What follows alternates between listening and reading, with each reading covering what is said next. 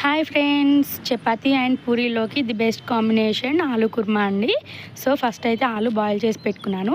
Next onion, పచ్చిమిర్చి, కరివేపాకు, కొత్తిమీర, టమాటోస్ అండ్ పుదీనా అన్నీ క్లీన్ చేసి కట్ చేసి పెట్టుకున్నాను.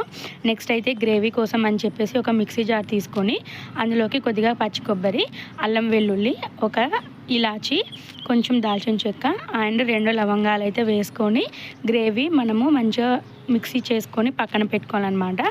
నెక్స్ట్ వచ్చేసి ఒక గిన్నె తీసుకొని అందులోకి ఆయిల్ వేసుకోవాలి. ఆయిల్ హీట్ అయిన తర్వాత అందులోకి జీలకర్ర వేసుకొని తర్వాత వచ్చేసి ఒక 2 బిర్యానీ ఆకులు వేసుకొని ఫ్రై చేసుకోవాలి. సో ఇక్కడ మనకి ఫ్రై అయిన తర్వాత అందులోకి సన్నగా కట్ చేసి పెట్టుకున్న పచ్చిమిర్చి అయితే వేసుకుంటున్నాను. సో ఫ్రెండ్స్, ఇందులో కారం వేస్తాము, అందుకని పచ్చిమిర్చి అయితే నేను కొంచెం తక్కువ క్వాంటిటీలోనే తీసుకుంటున్నాను. నెక్స్ట్ వచ్చేసి కట్ చేసి పెట్టుకున్న ఆనియన్ కూడా వేసుకుంటున్నాను. గ్రేవీ కర్రీ కాబట్టి కొంచెం ఆనియన్స్ అనేది క్వాంటిటీ అనేది కొంచెం ఎక్కువగానే పడుతుంది. సో ఏంటి అని అంటే 4 మెంబర్స్కి అయితే కంపల్సరీ 1/2 కేజీ ఆలు అండ్ 1/4 కేజీ టమాటా అయితే పడుతుందన్నమాట.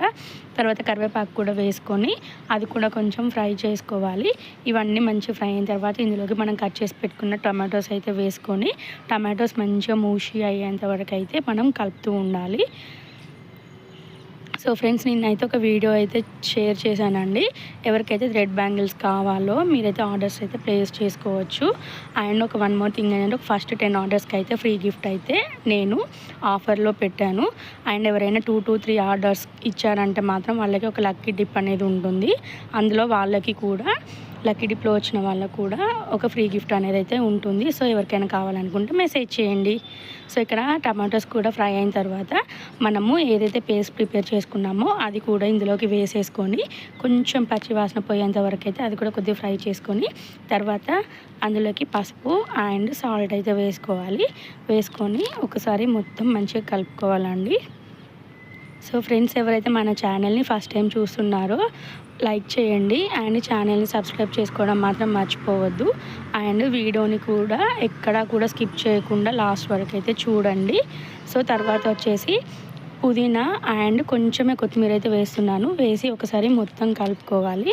ఇదంతా బాగా మిక్స్ అయిన తర్వాత మనం ఉడికించి పెట్టుకున్న పొటాటో ఉంది కదా, దాన్ని అయితే మ్యాష్ చేస్తూ అందులోకి అయితే వేసుకోవాలండి. సో పొటాటోస్ మొత్తం ఇందులోకి వేసుకొని ఈ మసాలా మొత్తం పొటాటోస్కి పట్టేంత వరకు బాగా కలుపుతూ ఉండాలి. ఇదంతా బాగా కలిసిన తర్వాత అందులోకి అయితే కొంచెం వాటర్ కూడా యాడ్ చేస్తున్నాను. సో వాటర్ అయితే మనకి దగ్గర ఒక 1/2 లీటర్ వాటర్ వరకు అయితే పడతాయి అన్నమాట. సో చూస్తున్నారు కదా, ఎలాగైతే మొత్తం మంచిగా కలుపుకొని మూత పెట్టుకొని ఒక 5 to 7 మినిట్స్ మీడియం ఫ్లేమ్లో పెట్టుకొని మంచిగా కుక్ చేసుకోవాలండి.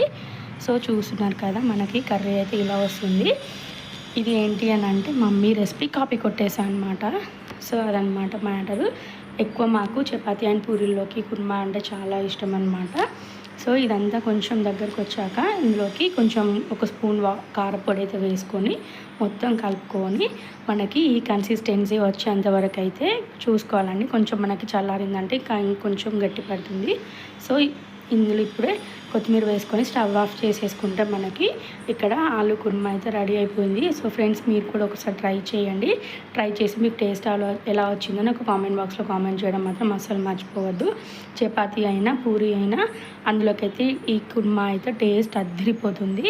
So don't forget to subscribe my channel. Thank you for watching.